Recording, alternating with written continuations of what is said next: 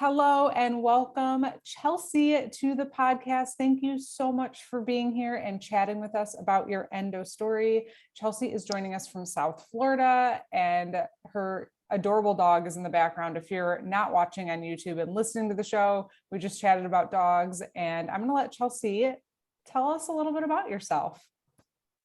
I'm Chelsea. I'm 22. I live in South Florida. I have two dogs. I live with my two dogs and my partner, George.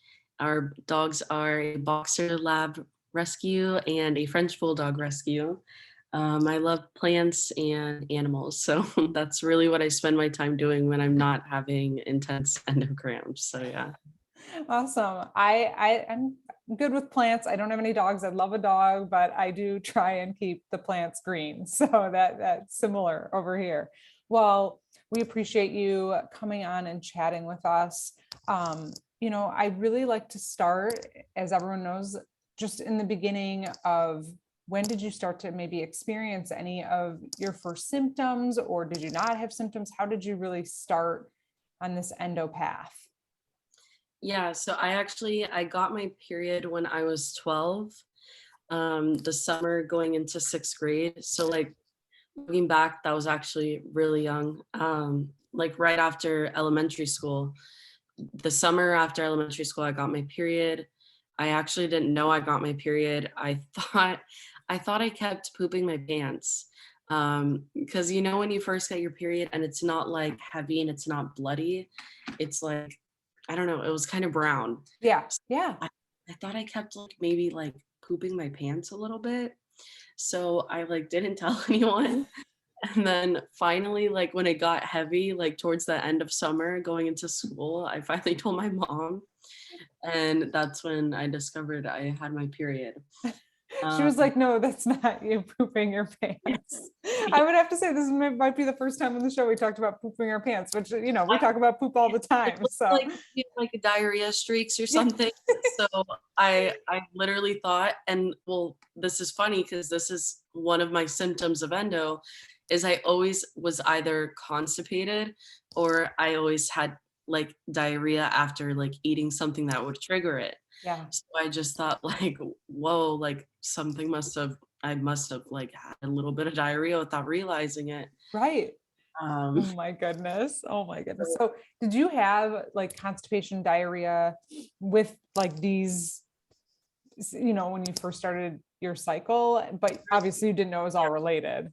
from the time I started my cycle. But actually, I was pretty much constipated from the time I was born, which is like a whole different can of worms. Yeah. I'm sure I have like a GI issue unrelated to endo. I'm actually getting an endoscopy in the end of December to look into that, but Okay. because Okay. I had like we'll get into that later.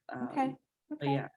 So by 13, like a year after I got my periods became really heavy and painful Okay. to the point where my mom would write notes so I didn't have to go to school that week. And it just became normal that I didn't Yeah. go to school on my period. Was And then it like the first couple days or the whole week? And, do um, you remember? I know it's a while ago, but so like my period would be about 5 days long. And it was like the first 3 days that I would have to be out. The yeah, last 2 days it would lighten up and I would be able to go to school. right. Um, And when you were talking with your mom in the beginning, or like this just seemed like something that was normal, right? Was yeah, that my mom told me that the same thing happened to her, so that it was normal and that when it happened to her, she would stay home from school school too. too? Yeah. So her mom let her stay home from school and Right. she said it was normal. So Right. And did you ever at that time like notice any other friends that would happen to, or just think like it was happening to other people, but nobody talked about it? so I started asking my friends. I've always been like a super open person. I'm like the most open person out of every friend group. Yeah. Like I'm always the most open person in every room probably. So I started asking people like, have you gotten your period yet? From the time I got my period when I was 12, I was asking people, have you gotten your period yet? Right. So I was pretty much the first person who had gotten my period out of all my friends. But once they did start getting their periods, they told me. And then when they did, I would ask like, is it heavy? Is Yeah. it painful? And like from all my friends, mine was pretty much the only one that was heavy and painful. Yeah. And all my other friends were able to, go to school and continue their sport activities. Yeah. I played basketball and I had a game and it was a home game, so we were wearing white and I bled through my shorts during No. the game. Yeah, in front of like all the boys and all. I'm So so sorry. I feel like a lot of us have been there, but of course the uniforms are white. Of course. I know, and I had like a super pad on. I was wearing I forget what they're called, but like these spandex shorts underneath my uniform shorts. Oh, I'm so sorry that that happened. Oh, was that in middle school too? Yeah, that was in Oh, middle school. middle school's already like the hardest time in life, let alone, that happening. Man, middle school. Okay. So you, you're missing school. How long does this go on before you start to feel like something's off, or do you have like a bad flare up? What kind of happened next? About another year later, I started going to the gyno. My mom started bringing me to the gyno to Okay. make sure my pain was normal, and they ended up just putting me on birth control and telling me that basically severe pain was normal, severe Yeah. menstrual pain. Yeah. So then you went on birth control. How did that go?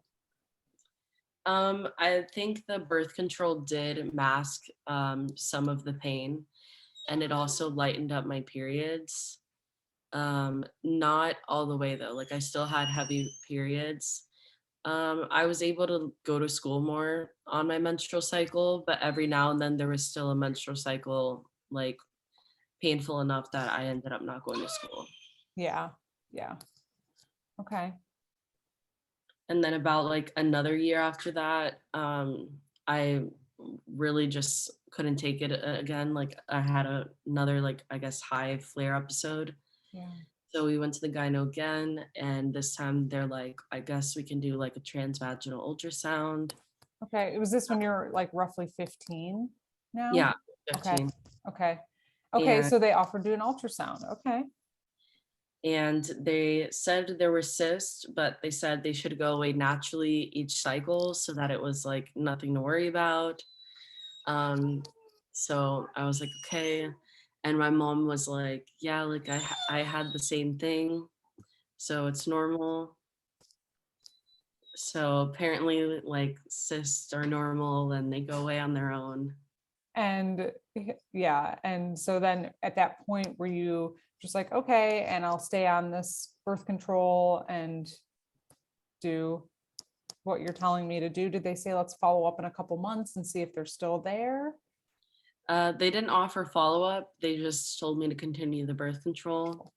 Yeah. Were you Yeah. taking it continuously, or did you take like the sugar pill and still have a cycle? Um, Originally I took it continuously. I mean, originally I took it with the sugar pill. Yeah. I discovered that you don't have to, and you can take it continuously. Right. So I started taking it continuously because having a period, it Was sucks. Yeah. And were you having at that, like throughout this like course of time, any other symptoms that now when you reflect back, you're like, I actually think those were related to endo? Yeah, difficulty peeing, but needing to go often, Mhm. lower abdominal pain. Specifically, it was always on my right side, Okay. like deep on my right side. I Yeah. felt it deep, which that'll make sense later. Yeah. And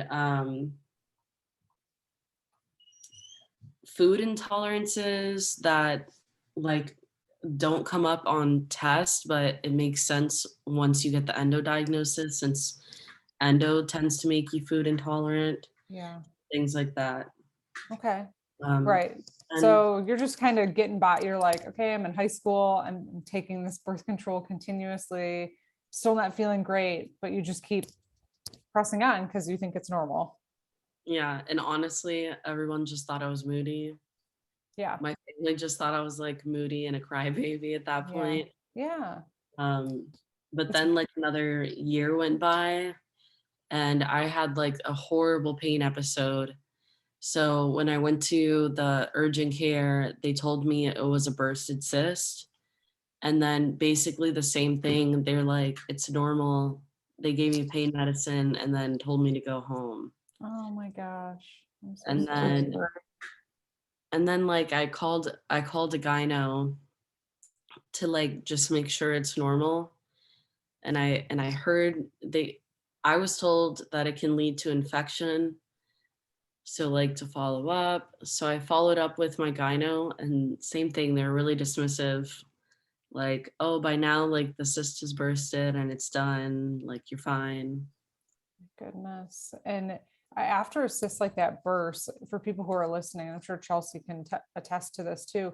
You don't feel good for like at least a week. And it could be not even on your cycle. Like it just feels like your whole body is like trying to absorb what happened. I'm sure you felt that way too. Yeah. Just like almost like like I would feel like almost like a zombie or like that I had like the flu and just very inflamed. I don't know if that's how you I was, like, felt. in bed for a week, I felt horrible. Yeah. Yeah.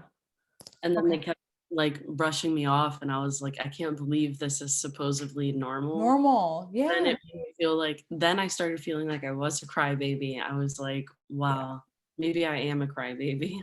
Right. Because at some point you're just like everyone's telling you it's normal, but your intuition knew something was off. Yeah. Yeah. And then finally, the following year, I moved, in 2017, Hmm. I moved from well, actually in 2016, but I didn't go see a doctor until the following year. In 2016, I moved from Georgia to Florida, Okay. and the following year, I got a new primary care provider, and, when I went to her, I was just giving her, like, a background on me, like, "Yeah, I'm in pain all the time. I have menstrual cramps, food intolerances, Yeah. acne, whatever." She immediately was like, "Oh, well, you already meet the criteria for PCOS, and I'm sure you have endometriosis." And I had never heard of either. So I was like, "What?" And Yeah. so like and this is like a primary care provider, not even a gyno. So Right. she was like, "You should definitely go get that checked out." And I was like so confused. Um And did you go home and like immediately start yeah, I was Googling? like Googling, and as soon as I Googled endometriosis, I'm like, that is for sure what I have. Right. I'm sure you saw every symptom and were like, check, check, check. Uh-oh.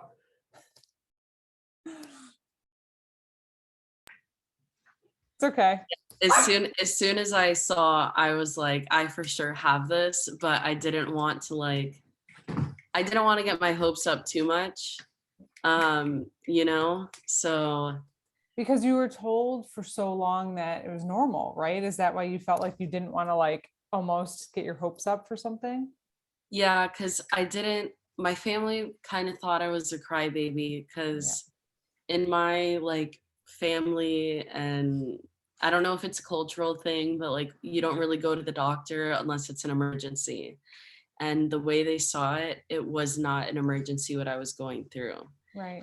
So And they for me, can't see it, right? Like this is something that I talk about with people all the time is like if you had a open wound on your arm and it was bleeding and you had to go to the ER, everybody can see it and so they recognize it. But when it's internal, people can't see how bad you may be feeling because it's obviously it's internal. yeah. Yeah. So I felt like I didn't so even like telling my mom, I think I have this thing called endometriosis. Yeah. And I was like, I mean, the doctor told me she thinks I have it. Um, Even saying like all of that felt like, I don't know, it felt like, I don't know how to explain it. Maybe like they thought I was attention seeking or, um, something like that, because up until then they felt like whatever I was going through wasn't urgent, and so they felt maybe I'm just playing wolf or being a crybaby, or I Yeah. don't know. Were you scared to tell your mom? Not that I was scared to tell her, because I am a very like firm personality or Yeah. whatever. Like if I believe this is my diagnosis, I'm gonna go after it. Right. But more like I'm telling her and I'm hoping she's gonna support me. Yeah.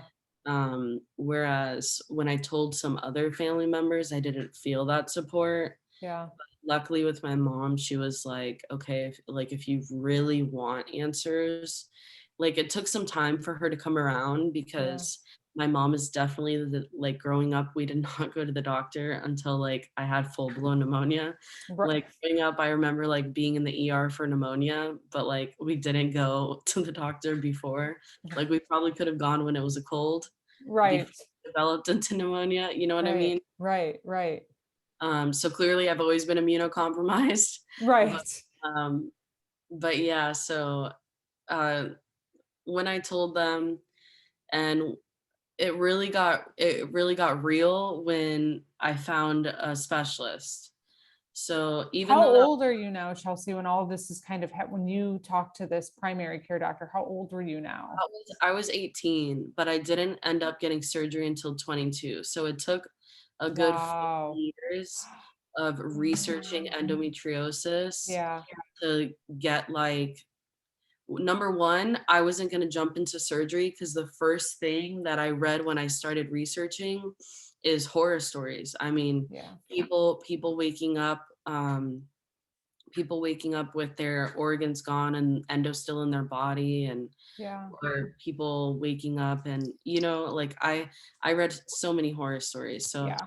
I was gonna make sure that I did my research, and I'm a very thorough person. I actually worked as a research analyst at the time. So So you were like, I got this, and I'm going to take my time. yeah, In I those 4 personally- years, like 18 to 22, how were you feeling though? Did you start to feel like it was getting worse, worse? Yeah. and I'm not gonna lie, I could not tell if it was in my head. I was like, oh my God, maybe it's getting worse because I'm researching it. Yeah. And you know what I mean? Like Yes. Yes. I'm like, is it in my head that it's like my pain is getting worse because I'm learning more about the disease? Right. Um, but it was definitely getting worse. But I found a specialist, and when I scheduled surgery, I mean, the surgery was scheduled like 6 or 8 months out. So, Yeah. and then because of COVID, um, like even if I would have found her a year earlier, COVID messed everything up. So Yeah. pretty much during COVID, everything was on pause. Yeah. So it was just like me in my apartment and like looking up specialists and stuff. Right. But there's no specialists like in South Florida. So I had to go out of South Florida to the Orlando area. Okay. Um, but like within those 4 years, I was able to like educate my mom about endometriosis, Yeah. get her to realize it's a real thing. And within those 4 years, I was able to get my grandma to somehow confess to us that, oh, I had surgery when I was in my early 20s and they removed my ovaries, and I probably have whatever it is you're saying you probably have. So when my grandma said that, my mom was like, "Are you kidding me?" So that's when everybody started to believe me a little bit, Yeah. because they were like, maybe it's hereditary or something. Yeah. And Yeah. that's probably a big deal that all of that information started to get shared, right? Because it sounds like maybe your grandma had it and your mom, and now I think the three of you were probably putting it together at that time. Wow. Yeah, it definitely it brought me and my grandma a little closer, because when she started talking to me about her pain during that age, Mhm. and how they had to do like emergency surgery because of how horrible her pain was. Yeah. And at the time, like there wasn't as much education, so they ended up just removing her organs. Yeah. Um, but she was a young mom, so like she had already had her kids like in her early 20s, and then so it was okay. But um, it ended up like bringing us a little closer because when everybody was doubting me, like a lot of my family was basically like making me feel like a crybaby. My grandma pulled me to the side and she was like, I believe you. And then she told me about that. So then I Wow. was like, why didn't you tell all of us about that? So Right. that's when you know, we all talked about it. And then I was like, you know, I've looked up that endo can be hereditary. Yeah. And then I mean, I so think you bring up some really good points that I want to touch on really quick because I'm sure there's people that are listening to the show right now that are in similar situations. And like you said, I'm open. I will be, I'll go in a room and say what I feel. But do you have advice for people who may be in a similar situation where they can't be as open with their family, or how to approach those conversations, right? Because like you said, you felt the way that you felt, um but you were able to open, express, and like get everybody to listen to you. Do you have any tips for people who are listening that may be struggling to get their family or friends even to believe what they're going through? I think the biggest part is when you talk to them is highlighting that invisible illnesses are real, Yeah. and highlighting that like just because you can't see it doesn't mean it's not there. And like great examples, like maybe give them examples like diabetes. You can't see that, but we all know it's real. Yeah. And then also backing it up with research. Like when I was like telling my mom about endometriosis, I was sending her a lot of like articles and research and things like that, Yeah. and like a lot of videos, like that. You know, the famous doctor, Italian doctor, surgeon for endometriosis. I was literally sending her stuff from his Instagram page because he posts like videos where during surgery he'll talk about what Yeah. he's excising. Mhm. So I would send her stuff like that so she can see like it's a real disease. He's removing it from organs and stuff like that, and articles like things like that.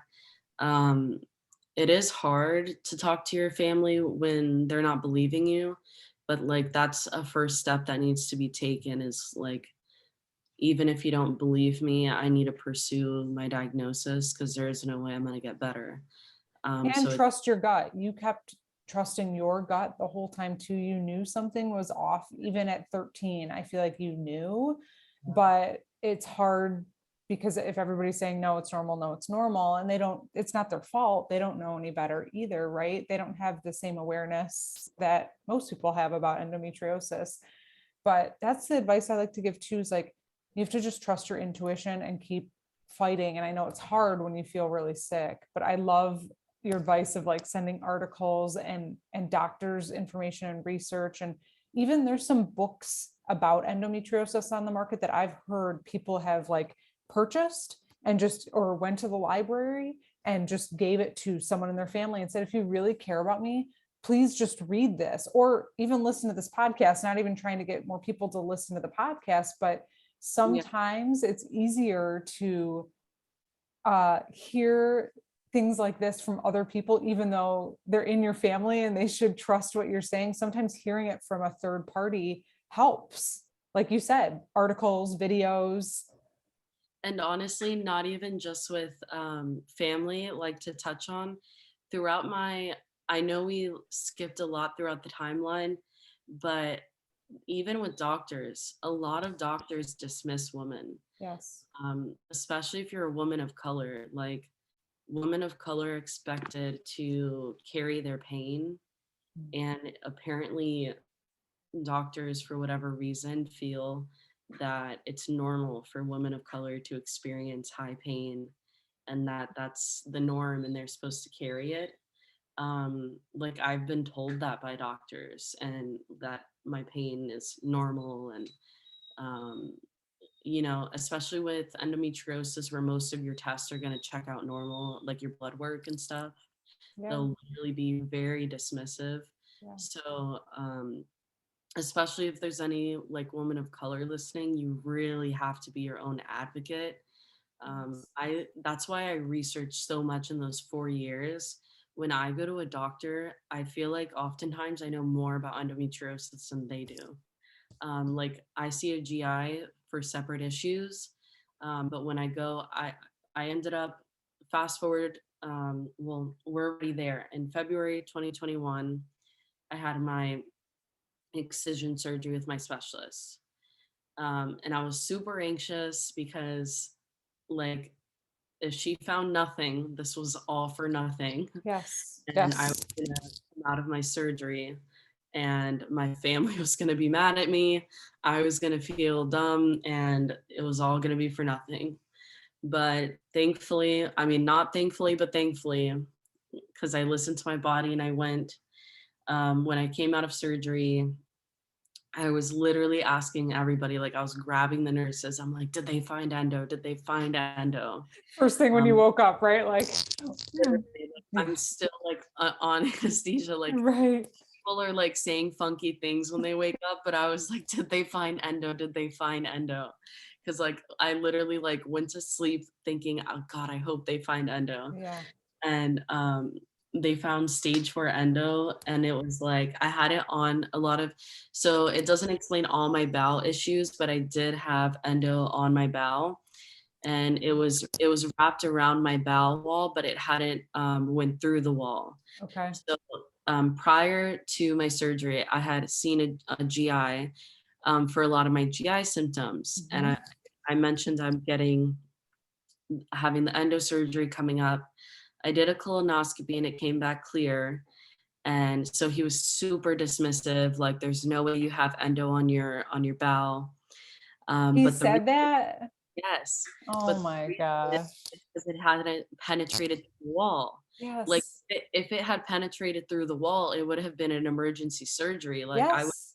I wouldn't I wouldn't have been able to go to the surgery already. Like I would already have needed emergency surgery. But when I so many for just so sorry to interrupt Chelsea, but just if you are listening, like, you know how many people I've talked to that have had a clear uh colonoscopy and then they go to have endometriosis surgery and it's on their bowel, in their bowel. So, oh, that's so frustrating. he's only looking inside Right. like inside Right. the At wall. the outside. Yeah. If the endo had already infiltrated, like by then you would have already needed emergency surgery. So Right. anyways, that is the biggest myth, and I wish GIs understood that. Anyways, he I was feel so, like GIs are almost the first line of defense because most people with endo, that's where they're going first, because that's when you really start seeking a doctor, because you know these GI issues that you may be having are something's wrong, where the painful cycles, you may accept that as normal because that's what we've been told, which it's not. But the GI thing, like we know is people like, I'm not like digesting food, something is wrong, you know? And GI is where most people end up first. I was diagnosed with IBS before I ever figured out I had endo. yes, and I feel like IBS is just like a throwaway It diagnosis. is. I was diagnosed with IBS before endo as well, and I feel like really it's endo.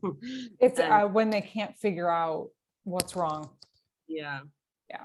Okay. agree. I'm sorry I interrupted you. So you had your colonoscopy, doctor says, you're totally fine. And then you have your endo surgery. And my bowel was stuck to my side wall, and I had adhesions everywhere.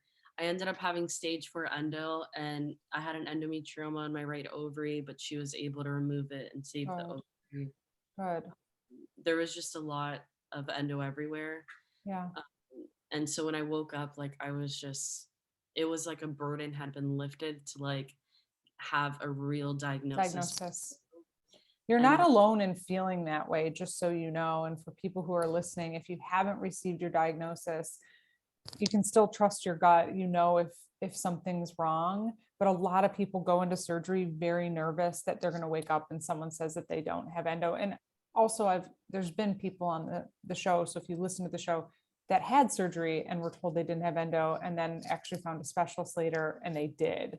yes. So I love, all of it, advocate for yourself, especially like you said, women of color who are expected to just have this insanely high tolerance of pain. And so they're often ignored. But so that's part of the advocating. And if someone's not listening to you or taking you seriously, almost like this GI doctor too, and you were like, you knew something was off with your, your GI and your stomach and your intestines, that's when you really have to either try to find someone new and continue to advocate, just like Chelsea did. I mean, you just kept fighting almost this uphill battle of getting this diagnosis, and then you woke up and you had it. And after that, like a couple members of my family like were very apologetic. My mom was very like, "Oh, sweetie, I'm here for you." So it was really nice afterwards having the actual diagnosis because, you know, it made it real for my family.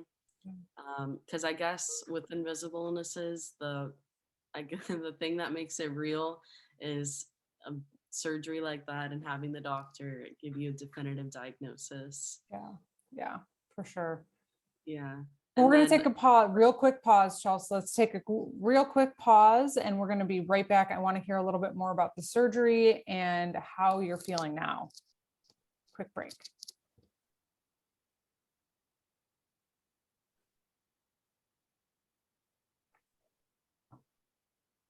Okay, we are back. All right, so tell me after that surgery and what's kind of happening now, what happened immediately after, how are you feeling? Give me the update. immediately after surgery, I was bloated and I had Yes. a lot of shoulder pain. But honestly, my pain has been way better since surgery. I mean, the first period after surgery, because I've decided to step away from birth control. First period was absolutely antagonizing, the worst pain I've experienced in my life. Um, However, after I got through that, I've been feeling really good after surgery. When I do have pain, it's like for a much shorter time than before, Good. which is like really unusual. Like I'll have pain for like 30 minutes and then it'll go away. Whereas prior to surgery, I would have pain for like 3 days. Yeah. So you know what I mean? So it's really funny. Like I'll be in the grocery store and like randomly start cramping for like 20 minutes and then it stops. Like not even long enough for me to get a heating pad and go to my bed. Like really short periods of pain. Um, I feel like my triggers are less. Like I can drink coffee again, which for me is great because I'm a coffee fanatic. I like coffee. So Prior to surgery, it was like you choose your battles. yeah, Like I would know if I would drink a coffee with milk. I was like, do I want to cramp today? right, right. How did you figure out that, again, for people who are listening, how did you figure out some of what your triggers were? For sure dairy.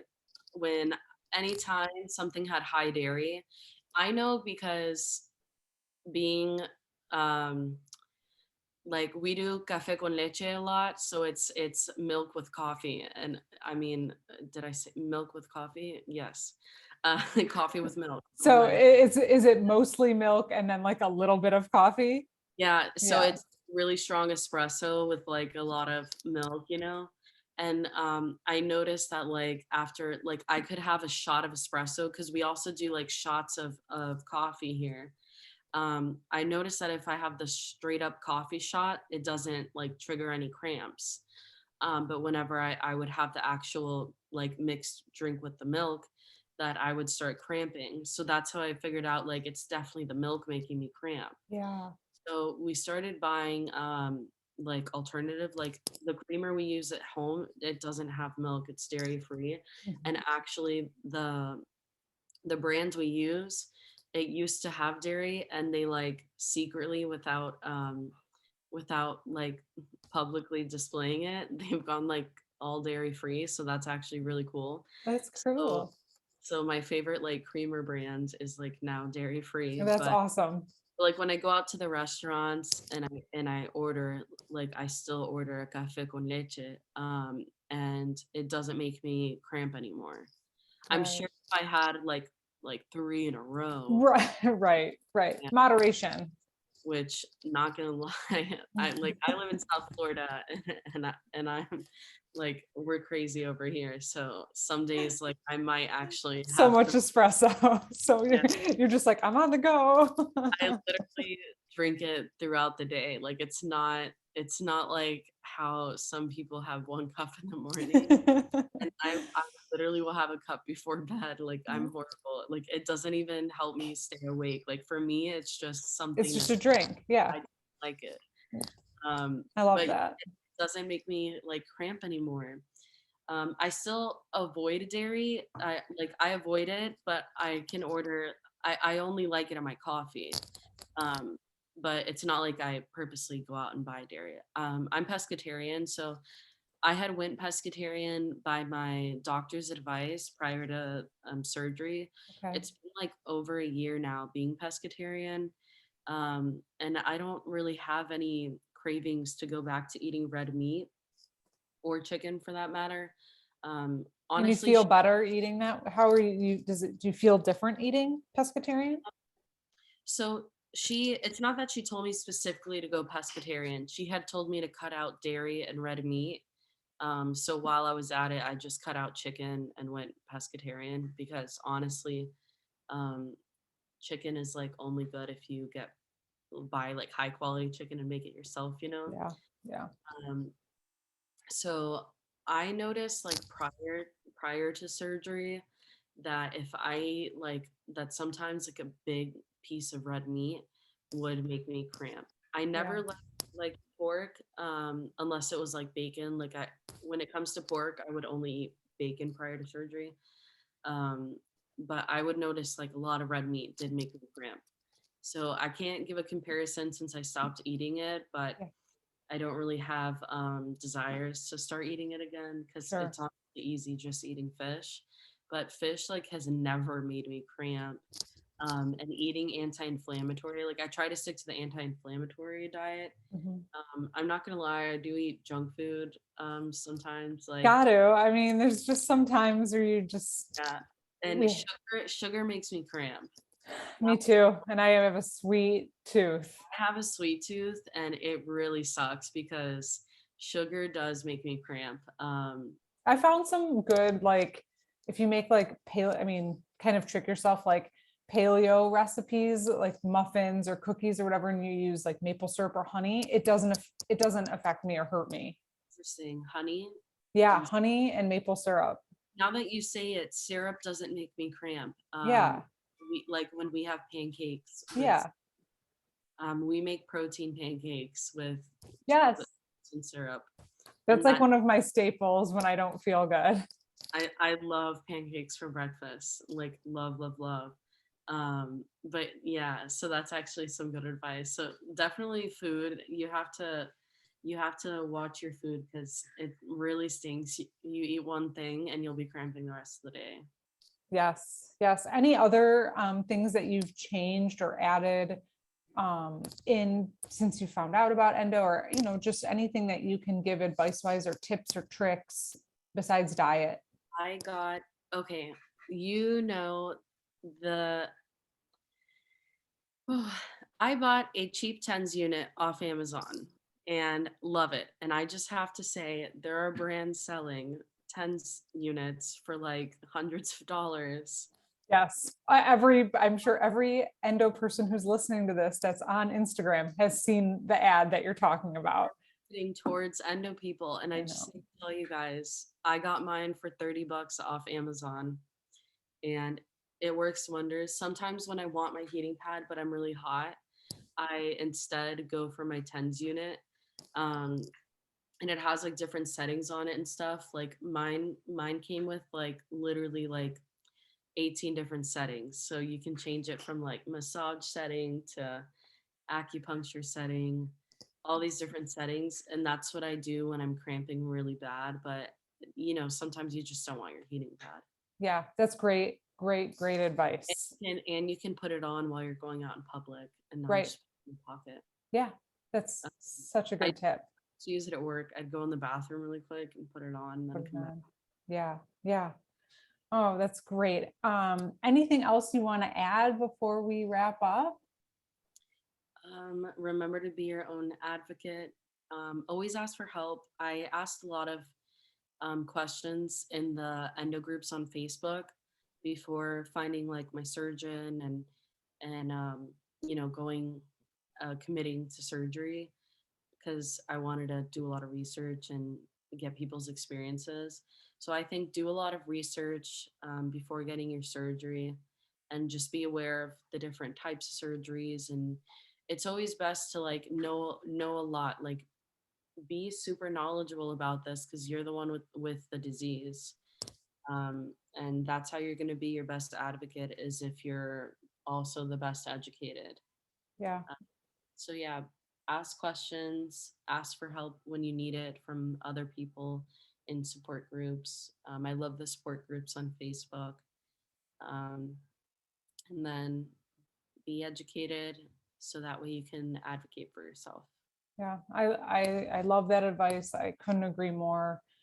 Doing your own research, because endo really does affect everybody in a different way and differently, and we all have different symptoms and different needs. And if you really understand a lot about it, then you can feel empowered going into the doctor. Just like you said, Chelsea, you knew more than the doctor sometimes, and that's unfortunate that it is that way, and I hope it gets better.